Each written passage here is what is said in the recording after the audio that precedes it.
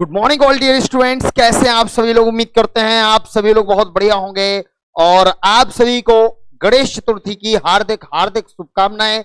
और मैं गणेश चतुर्थी पर पूरे एएस टेक्निक परिवार की तरफ से आप सभी को गणेश चतुर्थी की हार्दिक हार्दिक शुभकामनाएं देता हूं और भगवान से प्रार्थना करता हूं कि गणेश भगवान जी आप सभी पर अपनी कृपा बरसाए रखें, ठीक है, और आप सभी को सद्बुद्धि प्रदान करें और आपको इतना ज्यादा ज्ञान दे कि आप जो है हमेशा जिंदगी में तरक्की करें, ठीक है। तो आइए मेरे साथियों, शुरू करते हैं हमारा आज का ये लेक्चर। और विशाल ओमेगल और डेविड वर्मा अयोध्या वासी स्टूडेंट जो है हमारे साथ जुड़ चुके हैं, सभी को गुड मॉर्निंग, ठीक है। तो भाई कैसे हैं आप सभी लोग। चूंकि 2 दिन क्लास नहीं हो पाई है, मैं आउट ऑफ स्टेशन गया था जैसा कि बताया था आपको, है ना। तो चलिए कोई बात नहीं, आज फिर से क्लासेस की शुरुआत हो गई है और अभी फिलहाल आपकी अब चलेगी कंटिन्यूअसली, क्योंकि अभी फिलहाल किसी को कहीं भी नहीं जाना है, ठीक है। तो जो भी बच्चे हमारे साथ जुड़ गए हैं सभी लोग एक बार जल्दी से सेशन को कर दें शेयर, और कहां तक हम लोग पढ़ चुके थे जरा हमें कमेंट में बता दें, ठीक है। सर हम लोग यहां तक स्टडी कर चुके थे, जिससे कि उसके आगे मैं आप सभी को जो है पढ़ा पाऊं आज और बता पाऊंगा कुछ और नई चीजें। सविता वाजपेयी जी हमारे साथ जुड़ चुकी हैं, ठीक है। It's knowledge grow, good morning सभी स्टूडेंट्स को, जो भी बच्चे जुड़ रहे हैं स्वागत है आप सभी का, बहुत बहुत धन्यवाद क्लास को अटेम्प्ट करने के लिए। और बाकी क्लासेस को शेयर तो करते ही रहा करें आप लोग, जिससे कि ज्यादा से ज्यादा स्टूडेंट तक हमारी वीडियो पहुंच सके, ज्यादा से ज्यादा स्टूडेंट इस नॉलेज को गेन कर सकें। तो आई होप कि अभी तक हम लोग ये चीज सीख चुके थे कि एक क्वेश्चन में आप सभी से पूछ रहा हूं, जल्दी से बताइएगा, सभी स्टूडेंट हमें कमेंट में आंसर देंगे, ठीक है, कि जो आपका नाभिक होता है, ठीक है, नाभिक जो आपका होता है, न्यूक्लियस जो आपका होता है, ठीक है, न्यूक्लियस जो आपका होता है, इस न्यूक्लियस की खोज, नाभिक की जो खोज है, डिस्कवरी है, वो किसने की थी। नाभिक की डिस्कवरी किसने की थी, ठीक है। केमिस्ट्री के अंदर, केमिस्ट्री का टॉपिक है तो कोई हमें बायोलॉजी वाले नाभिक की खोज नहीं बता देना, है ना। मैं बोल रहा हूं नाभिक की खोज किसने की, कौन से वाले, केमिस्ट्री वाले नाभिक की, है ना। एटम के अंदर जो नाभिक पाया जाता है उसकी डिस्कवरी किसने की। कमेंट में सबके आंसर चाहिए मुझे, कोई भी ऐसा स्टूडेंट नहीं है होना चाहिए जो आंसर ना दे हमें, ठीक है। सविता जी बोल रही हैं सर आपने रदरफोर्ड मॉडल तक पढ़ा दिया था, चलिए बहुत बहुत धन्यवाद बताने के लिए, ठीक है। और भाई पांडे जी भी बोल रही हैं रदरफोर्ड ने, चलिए। अयोध्या वासी स्टूडेंट कह रहे हैं रदरफोर्ड ने की थी, चलिए बहुत बहुत धन्यवाद। और विशाल जी बोल रहे हैं रदरफोर्ड ने की थी, मतलब सभी बच्चों का आंसर जो है वो रदरफोर्ड आ रहा है मोस्टली, ठीक है। तो इसका सही जो आंसर है वो क्या है, बिल्कुल सही आंसर इसका है रदरफोर्ड ने, ठीक है। रदरफोर्ड जो थे, रदरफोर्ड ने क्या किया था बेटा, नाभिक की खोज की थी, ठीक है, रदरफोर्ड ने, ठीक है, रदरफोर्ड ने नाभिक की खोज की थी, बिल्कुल सही आंसर। अगला क्वेश्चन मैं आप सभी से पूछना चाहूंगा, जल्दी से हमें कमेंट में आंसर लिखिएगा। अगला क्वेश्चन मैं आप सभी को बोलूंगा कि रदरफोर्ड के मॉडल में, रदरफोर्ड के मॉडल में किस धातु की पन्नी, मतलब foil of which metal foil किस धातु की पन्नी उपयोग की गई, बताइए। कमेंट में आंसर चाहिए मुझे सभी स्टूडेंट का कि रदरफोर्ड का जो मॉडल था, रदरफोर्ड का जो अल्फा स्कैटरिंग मॉडल था, उस अल्फा स्कैटरिंग मॉडल में किस धातु की पन्नी का उपयोग किया गया था। Which metal foil is used in the model of Rutherford, alpha scattering model of Rutherford, ठीक है। सर कौन सी बुक ले ले बता दीजिए बेटा। देखो मैं तो आप सभी को कहूंगा, देखो बुक कोई खराब नहीं होती है, मैं आपसे कहूंगा, है ना। आपको जो भी बुक अच्छी लग रही है, फिलहाल हम लोग जो ज्यादातर बुक आपको सजेस्ट करते हैं वो करते हैं एशियन पब्लिशर्स की बुक, ठीक है, क्योंकि एएस टेक्निक के ऐप पर भी आपको एशियन पब्लिशर की सारी बुक्स मिल जाएंगी, ठीक है। और बाकी फिर आपकी मर्जी है, देखिए सारी बुक्स अच्छी होती है, कोई भी किताब खराब नहीं होती है, क्योंकि किताब हमेशा ज्ञान देती है, तो मैं किसी भी किताब को खराब नहीं कहूंगा, है ना। तो सारी बुक्स अच्छी होती हैं, चॉइस आपकी है, आपको किस बुक से ज्यादा अच्छे से में आ, ठीक है। तो यहाँ पे जो है आंसर आना स्टार्ट हो गए हैं, gold file, gold file, gold file, gold file. ठीक है, बिल्कुल सही आंसर है आप सभी स्टूडेंट का कि इसमें जो है वो कौन सी फाइल यूज की गई थी, गोल्ड फाइल यूज की गई थी। ठीक है, सोने की पन्नी उपयोग की गई थी। क्या यूज की गई थी बेटा जी? सोने की पन्नी उपयोग की गई थी। अच्छा हमें एक बात बताओ, जो सोने की पन्नी यूज की गई थी उस पन्नी की मोटाई कितनी थी, है ना? उस पन्नी की जो क्या बोलते हैं थिकनेस है वो कितनी थी? कमेंट में जल्दी से अगला आंसर, अगला क्वेश्चन है ना? कमेंट में अगला क्वेश्चन जल्दी से बता दो कि जो मोटाई थी वो कितनी ली गई थी गोल्ड फाइल की। आंसर, इसका आंसर सबका बच्चों, सभी बच्चों का सही है। गौरव प्रजापति का भी, डेविड वर्मा का भी, एसपी गोल्ड का भी, निर्भय सिंह का भी, सभी स्टूडेंट का आंसर बिल्कुल सही आया। अगला क्वेश्चन बताओ कि जो सोने की पन्नी यूज की गई थी उस मोटाई, उसकी थिकनेस कितनी थी? कमेंट में इंस्टेंट आंसर, कोई गूगल नहीं करेगा, आप अपने आप को चेक करो बेटा कि आपको क्या आ रहा है ना? जी हाँ, 0.0001 mm। कुछ बच्चे कह रहे हैं 0.00005 सेंटीमीटर, कुछ बच्चे बोल रहे हैं 0.2 mm। अभी तक किसी का सही आंसर नहीं आया है ना? 0.004 mm।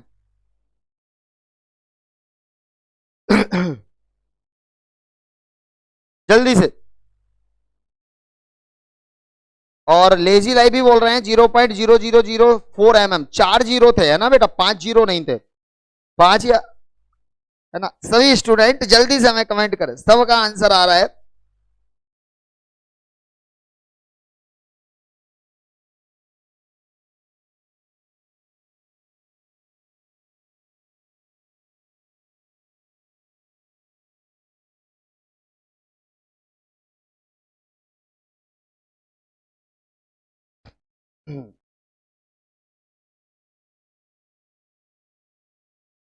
जी हाँ, सभी स्टूडेंट का देखो आ रहा है, बहुत बढ़िया आंसर दे रहे हैं सभी स्टूडेंट, लेकिन सही बहुत कम स्टूडेंट का आ रहा है ना? गलत आंसर बहुत सारे स्टूडेंट दे रहे हैं। ठीक, और मैं आप सभी को बता दूं, देखो मोटाई जो थी आपकी वो कितनी थी? 0.00004 सेंटीमीटर। ठीक है, कितने जीरो थे बेटा जी? देखो 4 जीरो थे, है ना? कितने जीरो थे इसमें? 4, तो 0.00004 सेंटीमीटर, है ना? तो पॉइंट के बाद 4 जीरो है, ठीक है, और फिर उसके बाद 4 और सेंटीमीटर में है। ठीक है, तो ये आपका आंसर क्या हो जाएगा? बिल्कुल सही हो जाएगा। इतनी मोटाई की गोल्ड फॉइल हमने यूज की गई थी। ठीक है, इसके बाद अगला क्वेश्चन अगर मैं आपसे कहूं तो, अगला क्वेश्चन अगर आपसे कहूं तो हमें एक बात बताइए कि किन कणों को, किन कणों की बमबारी की गई थी?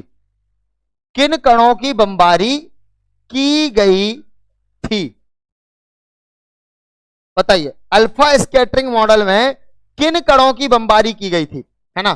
कौन से पार्टिकल्स की बमबारी की गई थी? कौन से पार्टिकल्स की बॉम्बरिंग की गई थी? जल्दी से हमें आंसर चाहिए सभी बच्चों का। ठीक है, कौन से पार्टिकल की बॉम्बरिंग की गई थी इन अल्फा स्कैटरिंग मॉडल? ठीक है, जी हाँ, देखो कोई भी बच्चा जो है कंफ्यूजन में आंसर दे रहा है, कोई दिक्कत नहीं, लेकिन आपको यहां पे सिखा दिया जा रहा है ना, कि जो आपके क्या बोलते हैं कौन कौन सा जो भी क्वेश्चन है उसका आंसर मैं सबको बता रहा हूं। गोल्ड फाइल यूज की गई थी, मोटाई उसकी 0.00004 4 जीरो, उसके बाद 4 सेंटीमीटर। ठीक है, रदरफोर्ड ने न्यूक्लियस की खोज की थी, और इसमें जो पार्टिकल की बॉम्बरिंग की गई थी वो, सबका आंसर आ रहा है सर अल्फा पार्टिकल की बॉम्बरिंग की गई थी।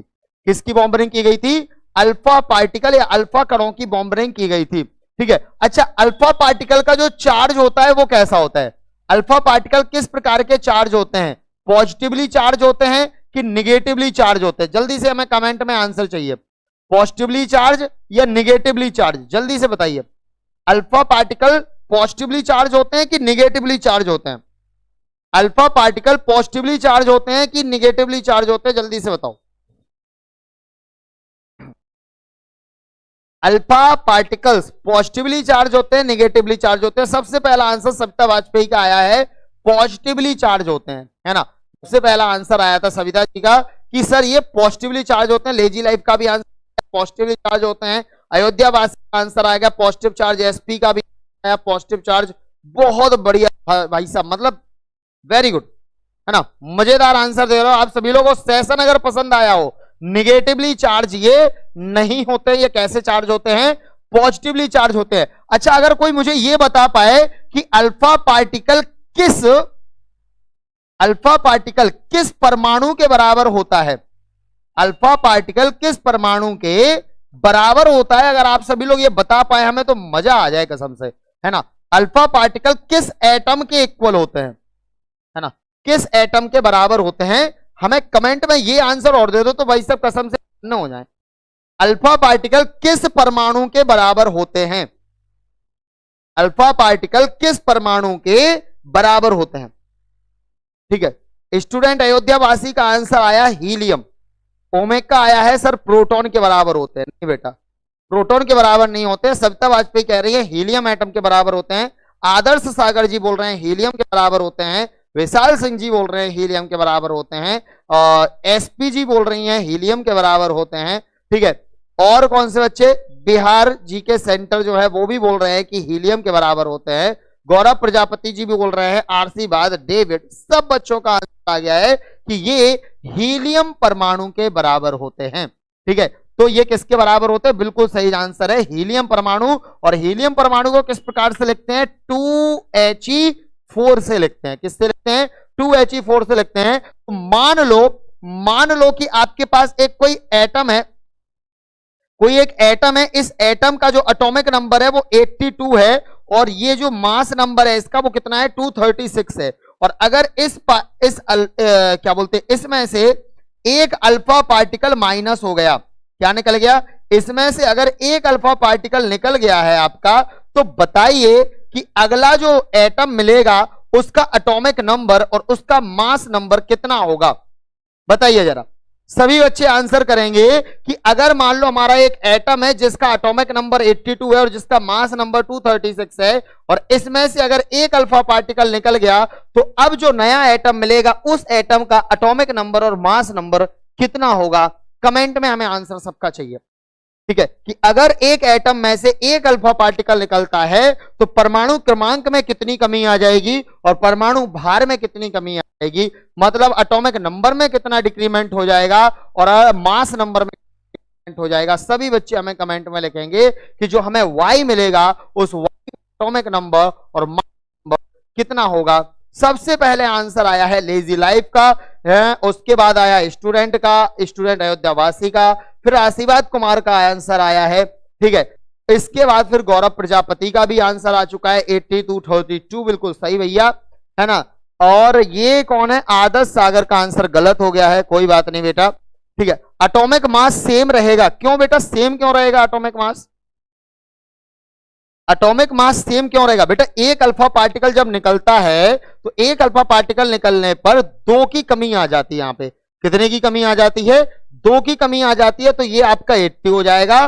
और ऊपर आप जो आपका है 236 में से 4 की कमी आएगी तो ये 232 हो जाएगा। तो आंसर हो जाएगा आपका 80 और 232 इज द राइट आंसर, ठीक है।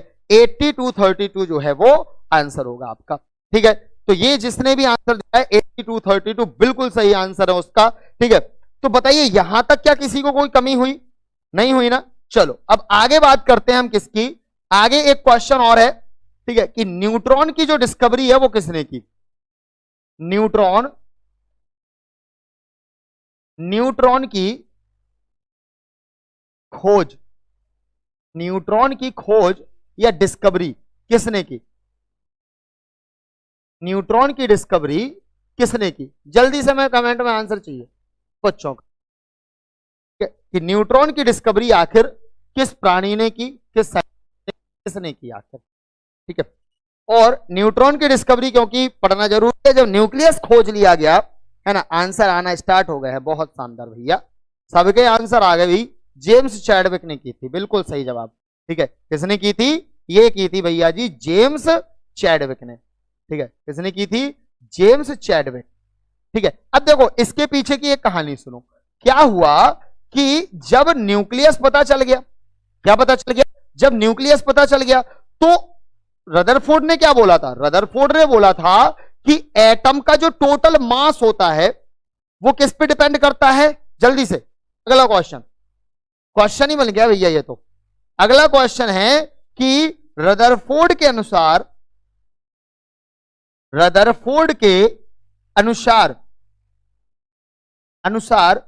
परमाणु का द्रव्यमान, परमाणु मतलब एटम, तो एटम का द्रव्यमान मतलब एटम का जो मास है, एटम का जो मास है, द्रव्यमान मतलब एटम का जो मास है वह किस पर निर्भर करता है, वह किसके बराबर होता है, ऐसा बोल दो, किसके द्रव्यमान के बराबर होता है, किसके द्रव्यमान के बराबर होता है।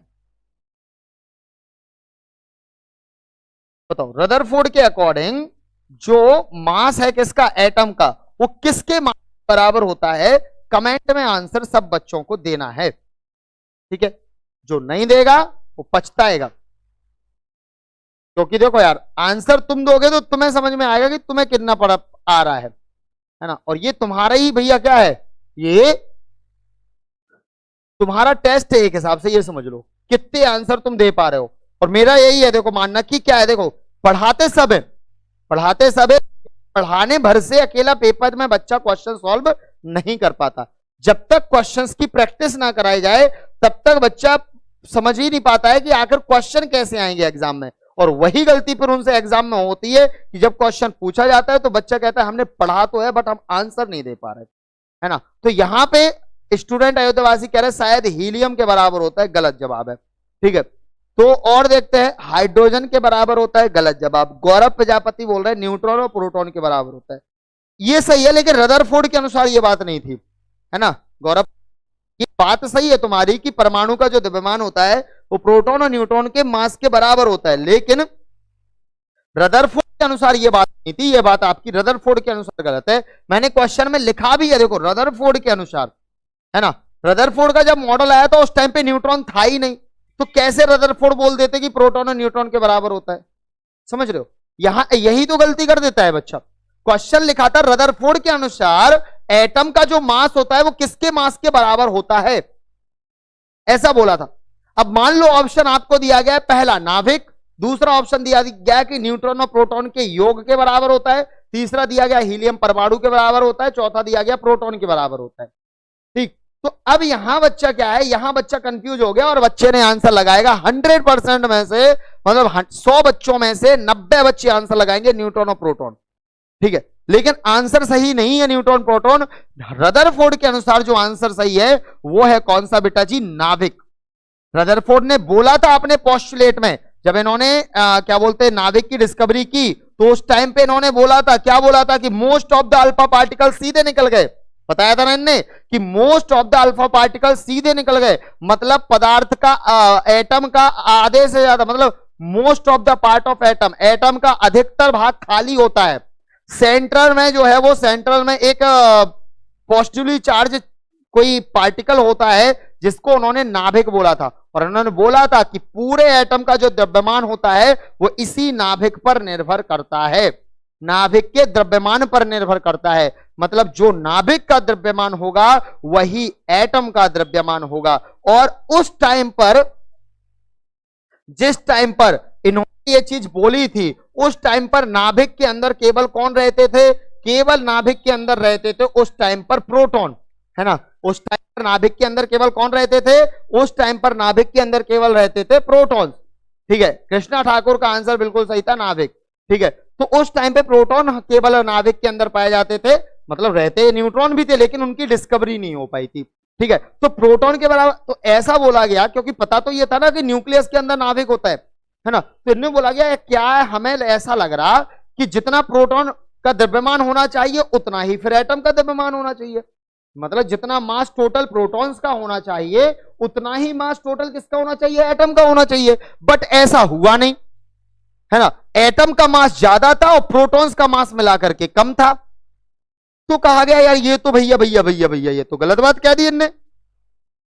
तो कहीं ना कहीं फिर जेम्स चैडविक को ये बात समझ में आई कि यार एक बात बताओ, जब हमसे रदरफोर्ड कह रहे हैं कि पूरा का पूरा जो मास होता है वो एटम पर डिपेंड करता है। जय बहादुर जी न्यू स्टूडेंट हमारे साथ जुड़े हुए हैं, इनका जोरदार तालियों के साथ स्वागत है भैया। आ जाओ और अपनी स्टडी बहती हुई इस क्या बोलते पढ़ाई की बहती हुई ज्ञान गंगा में आप भी गोते लगाने के लिए जो है क्या हो जाओ, पर हो जाओ और कॉपी पेन लेकर के बैठ जाओ। जो जो बता रहे हैं सब जल्दी से नोट कर चलो, है ना। तो चेडविक ने कहा कि रदरफोर्ड भाई साहब कह रहे थे हमसे कि जो एटम का द्रव्यमान होता है वो नाभिक पे निर्भर करता है, और नाभिक के अंदर तो प्रोटॉन होते, तो मतलब टोटल जितने प्रोटॉन है उन प्रोटॉन का जो टोटल मास होगा वही एटम का मास होगा। चेक किया गया, जब ऐसा चेक किया गया तो भैया जी बराबर नहीं निकला। प्रोटॉन का जो टोटल मास था उससे डबल मास निकला एटम का। इन्होंने बोला है ये क्या है, ये क्या, ये तो भैया खतरनाक बात हो गई।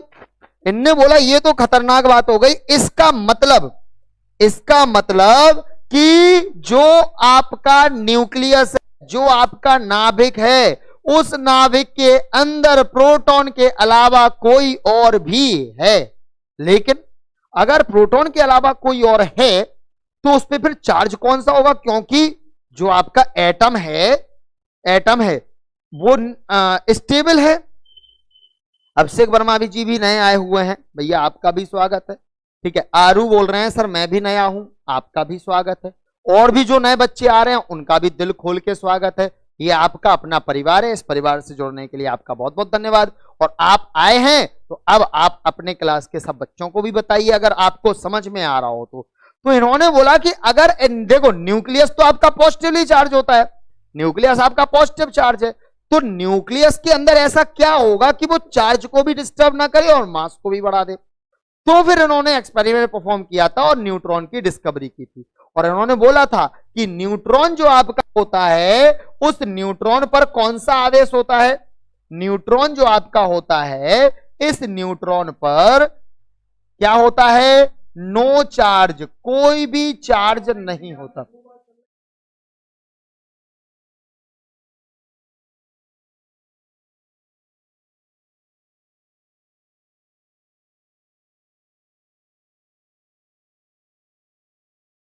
ऑल इंडिया में केवल और केवल एएस टेक्निक चैनल पर ही आपका ऑल इंडिया चल रहा है, वो भी लाइव क्लासेस, केमिस्ट्री की 2-2 क्लासेस, मैथ की क्लासेस, फिजिक्स लाइव चल रहा है आपका, कम्युनिकेशन स्किल लाइव चल रही है आपकी, और ड्राइंग ग्राफिक्स सारी क्लासेस लाइव चल रही हैं। और तुम अगर फिर भी नहीं जुड़ पा रहे हो तो तुम्हारी गलती है बेटा, क्योंकि देखो एएस टेक्निक अपनी तरफ से भरपूर कोशिश कर रहा है आप सभी को पढ़ाने की।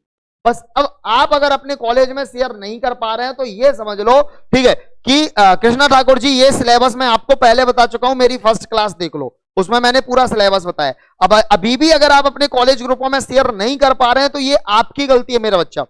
जितने ज्यादा हो सके आपके कॉलेजेस अगर स्टार्ट हो गए तो सभी कॉलेज ग्रुपों में शेयर कर दो वीडियोस को, और अपनी क्लास के सब बच्चों को बता दो कि एएस टेक्निक पर जुड़ना है और आगे बढ़ना है। क्योंकि मैं तुम्हें बता दूं पॉलीटेक्निक में सेमेस्टर की तैयारी मतलब एएस टेक्निक, जहां से भी तुम अभी आए हो, ठीक है, जो भी पढ़ के आए हो, जैसे भी आपने एंट्रेंस एग्जाम क्वालिफाई किया हो, ठीक है, मैं तुमसे कह रहा हूं कि आप लोग बहुत सारी चीजें जो हैं वो पढ़ के आए हैं, लेकिन अब टाइम वो है जब आपको अपनी नॉलेज को गेन करना है और ज्यादा बढ़ाना है, और उसमें एएस टेक्निक आपका भरपूर साथ देगा। ठीक है, और एएस टेक्निक से आप एक बार जुड़ो तो बेटा तुम्हें खुद समझ में आ जाएगा कि हाँ भाई मजा आ गया कसम से पढ़ के। ठीक है, तुम्हें आदत हो जाएगी, पूरे 3 साल तुम किसी और से पढ़ना पसंद नहीं करोगे, बस तुम जुड़ जाओ और पढ़ो। ठीक है, चलिए, तो यहां पे न्यूट्रॉन पे क्या होता है बेटा जी, कोई चार्ज नहीं होता, नो चार्ज, कोई चार्ज नहीं होता आपका न्यूट्रॉन पे। ठीक है, लेकिन न्यूट्रॉन का जो द्रव्यमान होता है, न्यूट्रॉन का जो द्रव्यमान होता है, न्यूट्रॉन का जो मास होता है, वो लगभग किसके मास के बराबर होता है, वो लगभग प्रोटॉन के मास के बराबर होता है। किसके बराबर होता है, प्रोटॉन के द्रव्यमान के लगभग बराबर होता है। ठीक है, प्रोटॉन के द्रव्यमान के लगभग बराबर होता है किसका, न्यूट्रॉन का द्रव्यमान। ठीक है, और अगर मैं आपसे कहूं कि न्यूट्रॉन का जो मास होता है वो कितना होता है, तो हमें कमेंट में सब बच्चों का आंसर चाहिए कि आखिर न्यूट्रॉन पर, ठीक है, ओमेगली जी बोल रहे हैं सर मैंने शेयर किया था। देखो जो बच्चे शेयर कर रहे हैं उनका बहुत दिल से धन्यवाद, लेकिन जो नहीं कर रहे हैं शेयर उनसे बस मैं इतनी रिक्वेस्ट करूंगा कि प्लीज वीडियो बेटा यार शेयर करो। तुम्हारे लिए बहुत मेहनत कर रहे हैं हम लोग, है ना। अगर हम मेहनत कर रहे हैं तो थोड़ी सी मेहनत आपको भी करनी पड़ेगी अपनी क्लासेस को बच्चों तक पहुंचाने के लिए, ठीक है। हमारे साथ अनवी जी जुड़े हुए हैं, ठीक है। गुड मॉर्निंग बेटा सभी को। भैया ऐसे ही जुड़ते रहो और पढ़ते रहो, है ना, और ज्यादा से ज्यादा बच्चों तक वीडियो को शेयर करते रहो। तुम्हारा मैं कह रहा हूं तुम पूरी चीजें, है ना, पूरी चीजें तुम्हें बिल्कुल याद हो जाएंगी बहुत अच्छे से। एक एक चीज तुम्हें पता होगी आपको, मतलब चाहे कोई चैप्टर हो, चैप्टर में कहीं से कुछ भी पूछ लो, वो सब कुछ तुम्हें पता होगा अगर आप रेगुलर जुड़ते हैं तो, ठीक है। चलिए सविता वाजपेयी का आंसर आया सबसे पहला, क्योंकि देखो मैंने बोला क्या, न्यूट्रॉन का द्रव्यमान प्रोटॉन के द्रव्यमान के बराबर होता है। मतलब प्रोटॉन का जो मास होता है वही आपका लगभग न्यूट्रॉन का मास होता है। अब प्रोटॉन का मास कितना होता है 1.673, है ना, 1.673 होता है। और इसका कितना होता है, इसका होता है 1.675 इंटू 10⁻⁻27 किलोग्राम। तो न्यूट्रॉन का द्रव्यमान कितना होता है, तो न्यूट्रॉन का जो द्रव्यमान होता है वो होता है 1.675 into 10⁻⁻27 kilogram. It is your right answer. Neutron का द्रव्यमान कितना होता है। तो यहां पे आपकी जब न्यूट्रॉन की डिस्कवरी हो गई तो न्यूट्रॉन की डिस्कवरी के साथ ही एक नया क्वेश्चन हमारे सामने आया, ठीक है। एक नया क्वेश्चन, अच्छा न्यूट्रॉन की यहां पे हम डिस्कवरी और लिख दे रहे हैं कि इसकी जो डिस्कवरी है वो किसने की थी। तो इसकी डिस्कवरी मैं आपको पीछे पेज पे भी बता चुका हूं कि न्यूट्रॉन की डिस्कवरी किसने की थी, जेम्स चैडविक ने की थी, ठीक है। राइट लेस डू मोर, मैं इस सिद्धांत पे काम करता हूं कि कम लिखो लेकिन ज्यादा समझो, है ना। तो आप देख सकते हैं कि यहां पर आपको क्वेश्चंस भी मिल रहे हैं कि किस टाइप से क्वेश्चन पूछे जाएंगे, प्लस आपको बताया भी जा रहा है ना। और शॉर्ट में हम सारी चीजें जो है क्या करते जा रहे हैं, सीखते जा रहे हैं। तो अब यहां पे आपको मैं बता दूं एक क्वेश्चन, इसके बाद एक क्वेश्चन अराइज होता है, ठीक है। एक टर्म आया न्यूक्लियंस, ठीक है। कौन सा टर्म आया, एक टर्म आया न्यूक्लियंस, ठीक है। एक टर्म आया न्यूक्लियंस, न्यूक्लियंस, ठीक है। अब न्यूक्लियंस क्या है, ठीक है। What is nucleons, what is nucleons, आखिर न्यूक्लियंस क्या है। हिंदी में भी न्यूक्लियंस ही बोलते हैं, है ना। तो न्यूक्लियंस क्या है इसका आंसर हमें चाहिए, है ना। न्यूक्लियंस क्या है इसका आंसर हमें चाहिए सबसे। बताइए किसी को पता है क्या न्यूक्लियंस के बारे में। न्यूक्लियस नहीं बोल रहा हूं मैं, नाभिक नहीं बोल रहा हूं मैं, बोल रहा हूं न्यूक्लियंस। न्यूक्लियंस क्या है, ये क्वेश्चन बहुत इंपॉर्टेंट है और कई बार एग्जाम में पूछा गया है कि न्यूक्लियंस क्या है। और अभी नहीं, कंपटीशन एग्जाम्स में भी आपसे बहुत बार पूछा गया है, ठीक है, कि न्यूक्लियंस क्या होते हैं, ठीक है। तो सुनो भैया, न्यूक्लियंस क्या होते हैं। न्यूक्लियस में,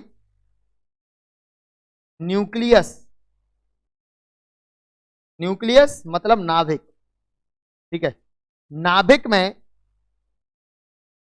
में पाए जाने वाले, नाभिक में पाए जाने वाले कणों को, नाभिक में पाए जाने वाले पार्टिकल्स को, पार्टिकल को न्यूक्लियंस कहा जाता है, ठीक है।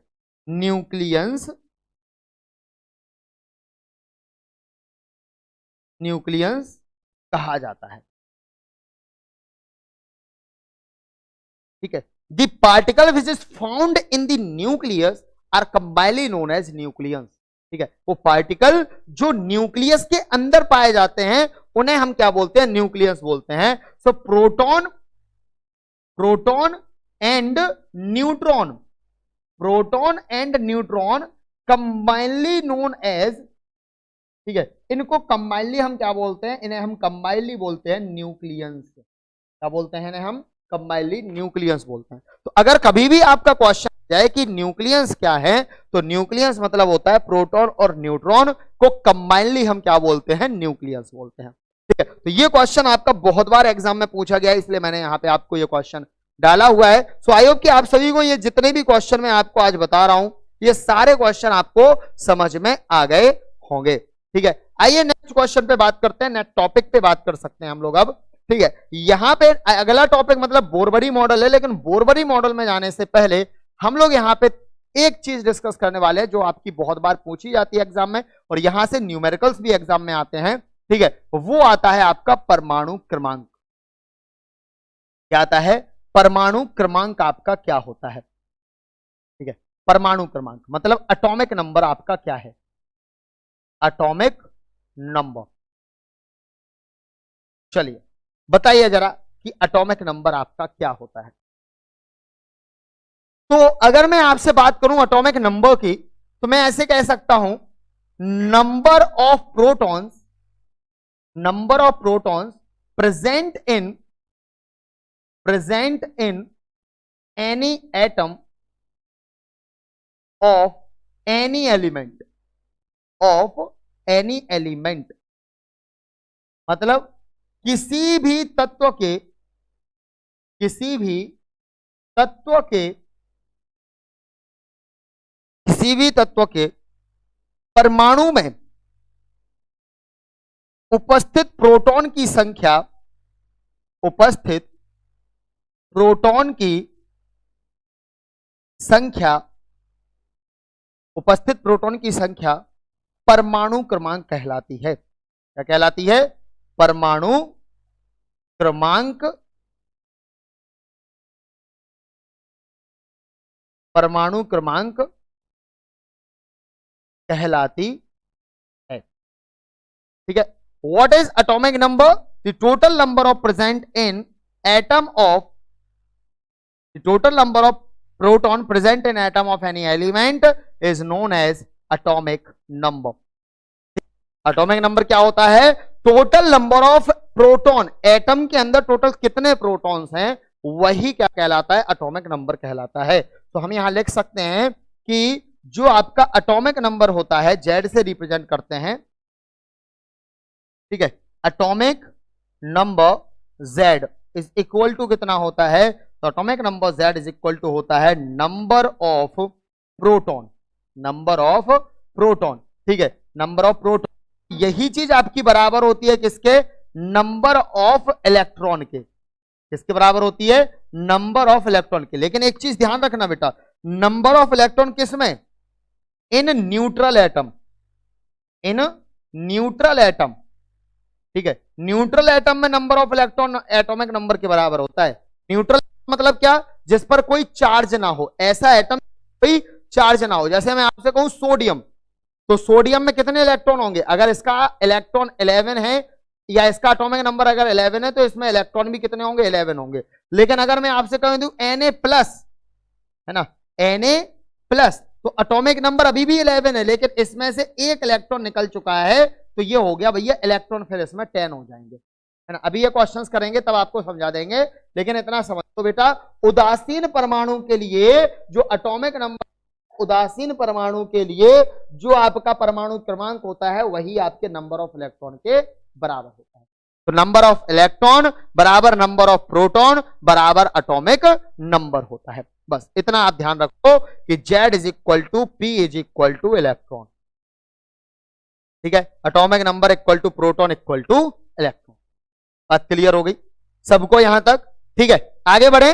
चलिए नेक्स्ट देखो यार, तुम लोग यार उसी संख्या में जुड़े हुए यार, कसम से बिल्कुल मजा नहीं आता फिर, है ना। आप लोगों का देखो काम ये है कि हमारा जो काम है, मैं आपको बताऊं, मैं कहीं कोई भी आपके साथ वो कर रहा हूं कि अगर मेरा काम पढ़ाना है तो मैं आपको अच्छे से ना पढ़ा रहा हूं, नहीं, मैं अपना पूरा फोकस से और मैंने आपको पूरी शिद्दत से पढ़ा रहा हूं, है ना। बस अब आपका जो काम है वो आपको करना है, ठीक है, कि पूरी शिद्दत से आपको जो है वीडियो को क्या करना है, शेयर करना है। अगला जो आपका बात है वो है आपका द्रव्यमान संख्या। ठीक है, क्या है? द्रव्यमान संख्या, जिसे हम लोग बोलते हैं मास नंबर। तो मास नंबर जो है वो आपका क्या होता है? The sum of proton, the sum of proton and neutron is known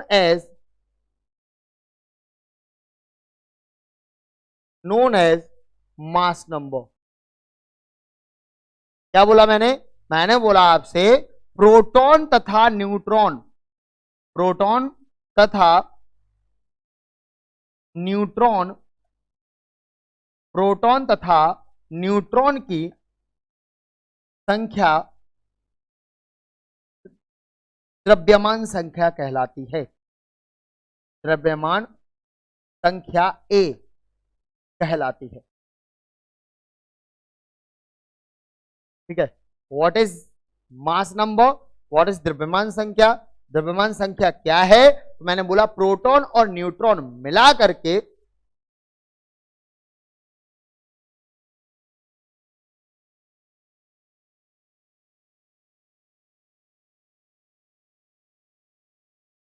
नहीं ये भाई आदर्श जी आप बिल्कुल सही कह रहे हैं, आप सोचते हमारे बारे में, मान रहा हूं, है ना, ऐसा नहीं है।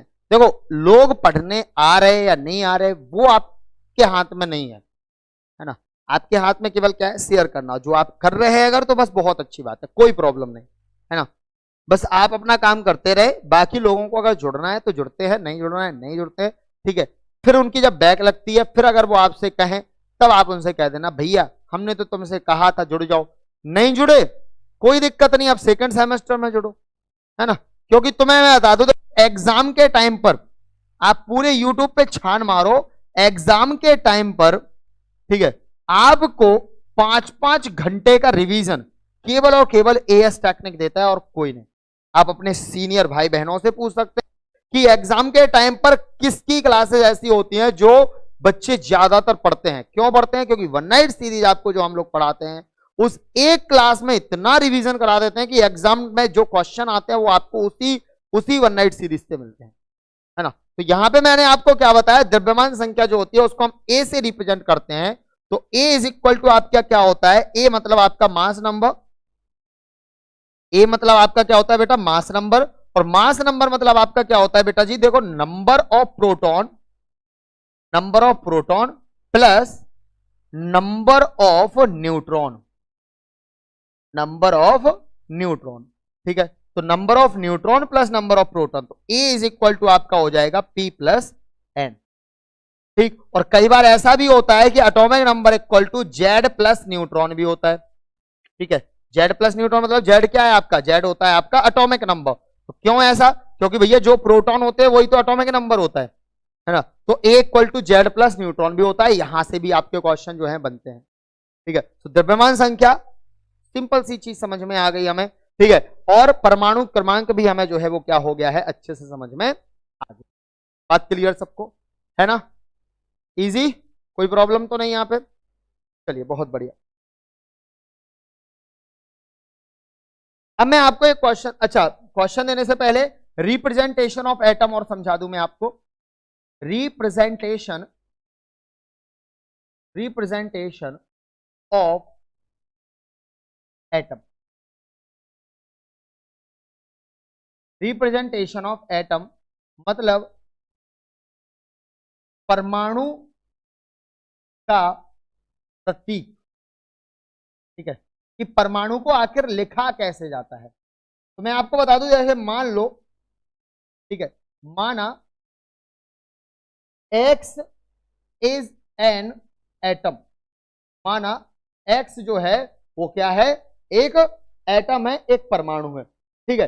अगर X आपका एक एटम है ना, let X is an atom, अगर मान लो X एक एटम है तो X के इधर पे क्या लिखा जाता है, यहां नीचे लिखा जाता है आपका एटॉमिक नंबर, क्या लिखा जाता है यहाँ पे, एटॉमिक नंबर लिखा जाता है। और यहां पे क्या लिखा जाता है, तो यहां पे लिखा जाता है आपका मास नंबर, क्या लिखा जाता है यहाँ पे, मास नंबर।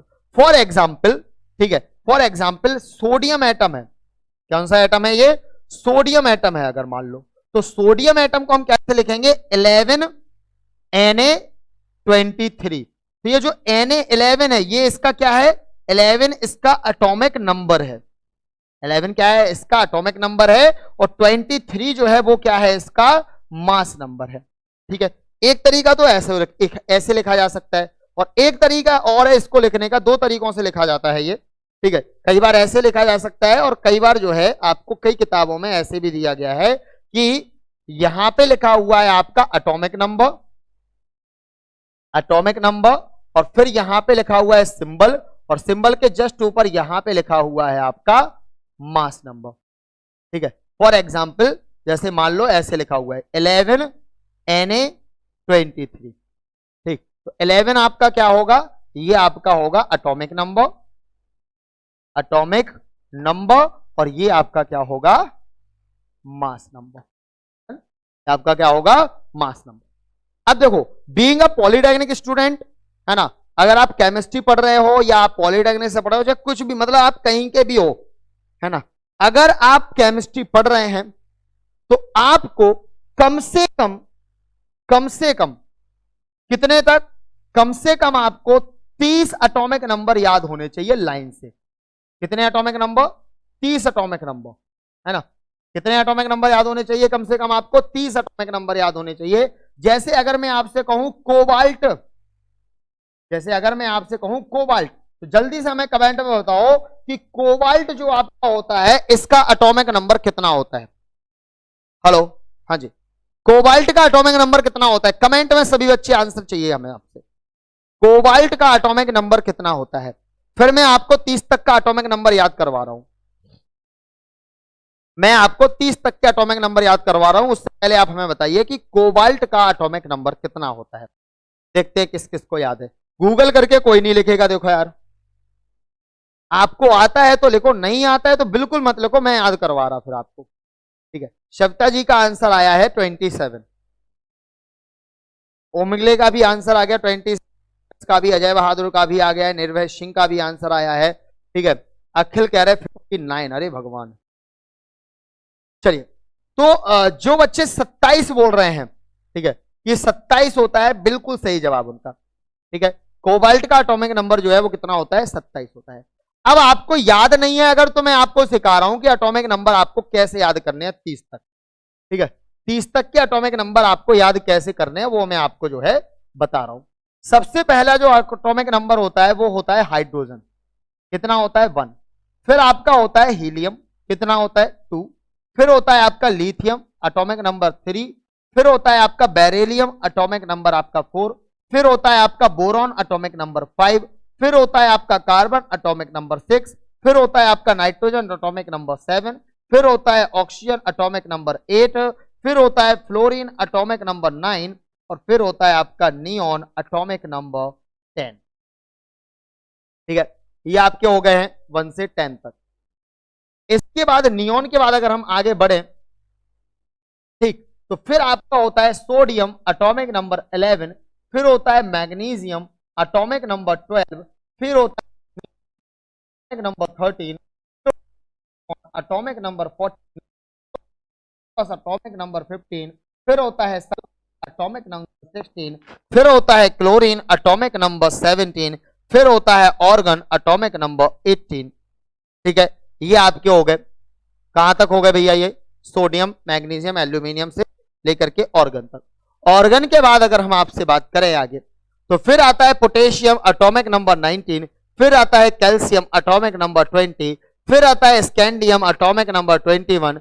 फिर आता है आपका टाइटेनियम, एटॉमिक नंबर 22। फिर आता है वेनेडियम, एटॉमिक नंबर 23। फिर आता है आपका क्रोमियम, एटॉमिक नंबर 24। फिर आता है मैग्नीज, एटॉमिक नंबर 25। फिर आता है आयरन, एटॉमिक नंबर 26। फिर आता है आपका कोबाल्ट, एटॉमिक नंबर 27।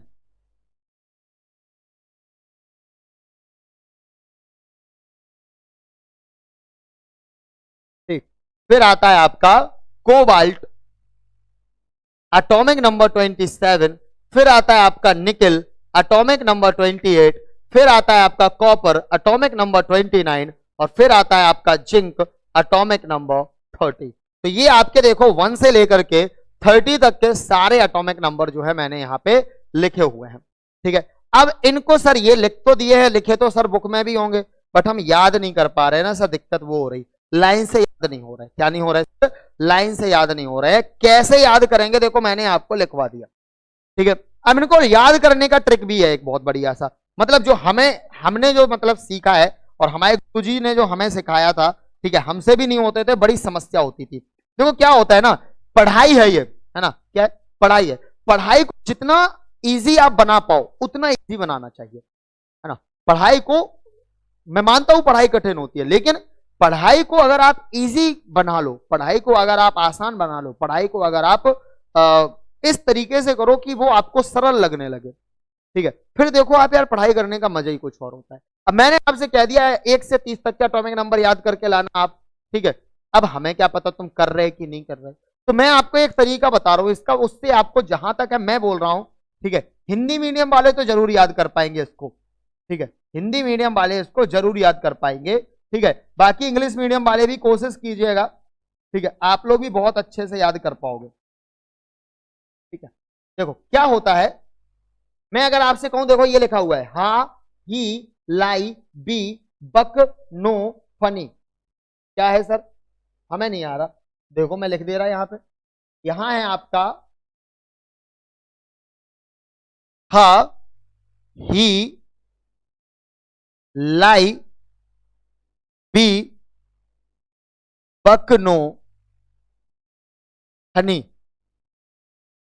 बकनो फनी, ठीक है। क्या है, हा ही लाई बी बकनो फनी, हा से हाइड्रोजन, ही से हीलियम, लाई से लिथियम, बी से बैरेलियम, बा से हो जाएगा बोरॉन, का से हो जाएगा कार्बन, नो मतलब NO, no NO nitrogen oxygen, फा फ्लोरीन, नियोन। अब देखो हा ही लाई बी ब क न ओ फ नी, हा ही लाई बी बकनो फनी, 1 से 10 हो गया, हा ही लाई बी बकनो फनी 1 से 10 के एटॉमिक नंबर फिनिश। दूसरे फिर नामग अलसी पस कलर, नामग अलसी, नामग अलसी पस कलर, नामग अलसी पस कलर, इसमें क्या है देखो, ना Na सोडियम, मग Mg मैग्नीशियम, अल Al एल्यूमिनियम, Si सिलिकॉन, नामग अलसी प फॉस्फोरस, स सल्फर, कल chlorine Cl, colour colour colour, ठीक है। तो नामग अलसी पस कलर, नामक अलसी पस कलर 11 से 18 तक हो गया, ये 11 12 13 14 15 16 17 और ये 18। तो हाही लाई बी बकनो फनी नामक अलसी पस कलर, ये देखो 1 2 3 4 5 6 7 8 9 10, ठीक है। तो पहली लाइन है हाही लाई बी बकनो फनी नामक अलसी, पहली लाइन है हाही लाई बी बकनो फनी 1 से लेकर के 10 तक आपके हो गए। दूसरी लाइन है नामक अलसी पस कलर 11 से 18 तक हो गए। और इसके बाद तीसरी लाइन आपकी जो है वो बड़ी ही मजेदार है, तीसरी लाइन आपकी है कक्का शक्ति बकर मनफी, क्या है, कक्का शक्ति वकर मनफी, वकर मनफी, ठीक है। ये वाली जो लाइन है आपकी का पोटेशियम, का Ca, का सक Sc, Ti शक्ति, व वेनेडियम, कर Cr वकर, मन Mn, फी Fe, ठीक है। तो कक्का शक्ति वकर मनफी, कक्का शक्ति वकर मनफी, और इसके बाद आ जाता है आपका क्या, कोनी कुजन, क्या, कोनी कुजन, ठीक है। अब देखो कोनी में क्या है, को मतलब सीओ, को मतलब सीओ कोबाल्ट, नी मतलब Ni निकल, कु मतलब Cu कॉपर, जन मतलब Zn जिंक, ठीक। तो देखो ये आ गया आपका 19 18 19 20 21 22 23 24 25 26, इसके बाद ये 27 28 29 और ये 30, ठीक है। बताओ भैया मजा आया। तो ये आप देख सकते हैं यहाँ पे, मैंने यहाँ पे आपको ये मैंने आपको एक ट्रिक लिखी हुई है। केमिस्ट्री बहुत सारे बच्चे ऐसे हैं जिनको 1 से 30 तक के एटॉमिक नंबर याद करने में बहुत दिक्कत होती है, बहुत समस्या होती है, बड़ी परेशानी होती है। तो उनको मैं याद करवाऊंगा, केवल 4 लाइनें आपको याद करनी है और 1 से 30 तक के सारे एटॉमिक नंबर आपकी उंगलियों पर होंगे। पहली लाइन क्या है? हा ही लाई बी बकनो फनी। हा ही लाई बी बकनो फनी। हा से हाइड्रोजन, ही से हीलियम, लाई से लिथियम, बी से बेरिलियम, बा से बोरॉन, का से कार्बन, नो में एन से नाइट्रोजन, ओ से ऑक्सीजन, फनी में एफ से फ्लोरीन, नी से नियोन। दूसरी लाइन आपकी क्या है? नामग अलसी पस कलर। नामग अलसी पस कलर। ना से सोडियम Na, मग से मैग्नीशियम Mg, अल से Al एल्यूमिनियम, सी से Si सिलिकॉन, पा से फॉस्फोरस P, सा से सल्फर S, कल से क्लोरीन 17, ठीक है, अर से ऑर्गन Ar, ठीक है। इसके बाद फिर आपकी तीसरी लाइन आपको याद करनी है, कक्का शक्ति वकर मनफी। कक्का, का में पोटेशियम, के, का Ca कैल्शियम, कक्का, सक Sc स्कैंडियम, पी टाइटेनियम शक्ति, व वेनेडियम, कर क्रोमियम, मन Mn मैग्नीज, फी आयरन Fe मनफी। इसका चौथी लाइन कोनी कुजन, कोबाल्ट Co, नी निकल Ni, ठीक है। और फिर आपका कोनी कु मतलब कॉपर Cu, जन Zn30, ठीक है, जिंक। यहां से बिल्कुल अच्छे से याद हो गया। Hydrogen, helium, lithium, beryllium, boron, carbon, nitrogen, oxygen, fluorine, neon, sodium, magnesium, aluminium, silicon, phosphorus, sulphur, chlorine, argon, potassium, calcium, scandium, titanium, vanadium, chromium, manganese, iron, cobalt, nickel, copper, zinc. इस type से आपको 1 से 30 तक के सारे atomic number याद होने चाहिए, क्योंकि अगर आप केमिस्ट्री के स्टूडेंट हैं तो कम से कम 30 एटॉमिक नंबर आपको जरूर आने चाहिए। और बाकी यूं ही आप हमारे साथ जुड़े रहिए, पूरी पीरियोडिक टेबल के 118 एलिमेंट में आपको याद करवाऊंगा, ठीक है। बस जुड़े रहिए और पढ़ते रहिए, आगे हमेशा बढ़ते रहिए। आज की क्लास के लिए इतना ही। अगर आपको आज का ये सेशन पसंद आया हो, वीडियो को लाइक करें, चैनल को सब्सक्राइब करें, बेल आइकन दबाना ना भूलें, और हां, साथ ही साथ एएस टेक्निक को ज्यादा से ज्यादा शेयर करें। मिलते हैं अगली क्लास में, जिसमें मैं आपको कल एटॉमिक नंबर के जो न्यूमेरिकल्स हैं वो न्यूमेरिकल्स में आपको कल करवाने वाला हूं। तो सभी लोग कल ठीक 8:15 पर सुबह जरूर जुड़े। और शाम को जो क्लासेस चल रही है उनकी टाइमिंग में एक बार और आप सभी को बता दूं कि शाम को 4:15 पर चल रही है इंजीनियरिंग ड्राइंग या इंजीनियरिंग ग्राफिक्स की क्लास, जो आप सभी के लिए बहुत इंपॉर्टेंट है बेटा। डिस्क्रीट में स्टार्ट कर चुका हूं बेटा, एएस टेक्निक ऐप पर आपको पता होना चाहिए अगर आप ऐप पर जुड़े हुए हैं तो, ठीक है। ऐप पर मैं डिस्क्रीट मैथ स्टार्ट कर चुका हूं, ठीक है। हाँ, तो अगर नहीं जुड़े हैं आप ऐप पे तो ऐप पे जुड़ जाइए, आपको डिस्क्रीट मैथ मिलना स्टार्ट हो गया है, ठीक। तो मैं आपको बता रहा हूं क्या बेटा जी, कि आप एएस टेक्निक ऐप पर जुड़ जाएं।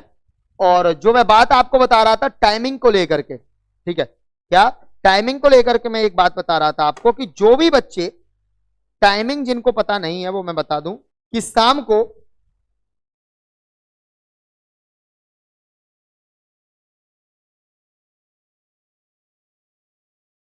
जिन बच्चों को भी टाइमिंग पता नहीं है उन्हें मैं बताना चाहता हूं कि शाम को 4:15 पर, कितने पर बेटा जी?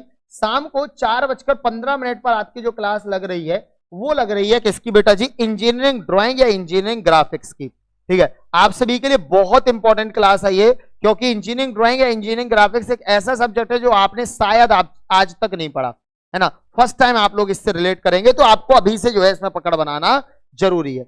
हाँ बिल्कुल, ऐप पर जो है पेड है बेटा, ठीक है। और इसके बाद आपका 5:15 पर जो आपकी क्लास है बेटा जी वो चलती है 15 मिनट पर, या शायद 5:30 बजे है, सॉरी, ठीक है। तो 5:30 या 5:15 पर आपकी जो क्लास है वो आपकी किसकी क्लास है बेटा जी? कम्युनिकेशन स्किल की, ठीक है। किसकी क्लास है? कम्युनिकेशन स्किल की, जो मुस्कान मैम आपको पढ़ा रही है बहुत बेहतरीन तरीके से। इसके बाद आपकी 6:15 पर, कितने पर? 6:15 पर आपकी क्लास चलती है अप्लाइड मैथमेटिक्स फर्स्ट की, ठीक है। मैथ फर्स्ट की आपकी क्लास जो चलती है वो चलती है कितने बजे बेटा जी? शाम को 6:15 पर। इसके बाद आपकी शाम को 7:15 या 7:30 बजे जो क्लास है वो चलती है एक बार फिर से अप्लाइड केमिस्ट्री की, ठीक है। किसकी क्लास चलती है? अप्लाइड केमिस्ट्री की, जिसमें आपको अंजुरी मैम जो है आपकी क्लास करवाती हैं ये, ठीक है। जो खुद पीएचडी होल्डर है, तो आप क्या करें, वो सभी लोग अप्लाइड केमिस्ट्री की क्लास में शाम को जरूर जुड़ा करें, ठीक है। और इसके बाद टाइमिंग शेड्यूल हो चुका है। 8:15 पर जो है आप सभी के लिए अप्लाइड फिजिक्स की क्लास चलाई जा रही है। इसकी बेटा जी अप्लाइड फिजिक्स की क्लास चलाई जा रही है आपकी 8:15 पर। ठीक है, सो ये टाइमिंग मैंने आप सभी को यहां पे बता दिया है। सभी लोग इस टाइमिंग के अकॉर्डिंग फर्स्ट सेमेस्टर की सारी क्लासेस से जरूर जुड़े। वीडियो पसंद आई हो तो लाइक कर दें, और हाँ, वीडियो खत्म होने के बाद सभी लोग कमेंट में जरूर लिखें कि आपको ये सेशन आखिर कैसा लगा। जय हिंद, जय भारत।